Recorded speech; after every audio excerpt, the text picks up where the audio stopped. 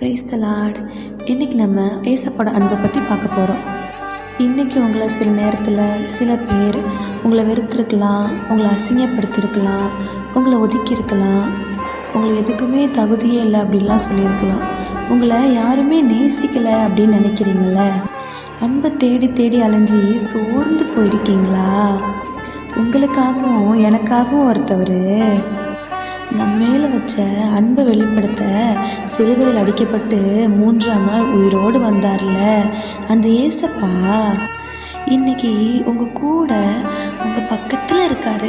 நீங்கள் உங்கள் முழு மனசோட அப்பா அப்படின்னு கூப்பிட்டீங்கன்னா அவர் உங்களை கட்டி பிடிச்சு பாருங்க. மனுஷனுடைய அன்பு ஒரு நாள் கண்டிப்பாக மாறி போயிடுங்க. ஆனால் ஒருபோது நம்ம ஏசப்பாவோட அன்பு அவருடைய வார்த்தையும் மாறவே மாறாது. இன்றைக்கி ஒருவேளை நீங்கள் அன்பை தேடி தேடி அலைஞ்சி சோர்ந்து போய் இருப்பீங்க அப்படின்னா ஏசப்பா கிட்ட வாங்க. அவரோட மொத்த அன்பையும் உங்களுக்காக அவர் வச்சுருக்காருங்க.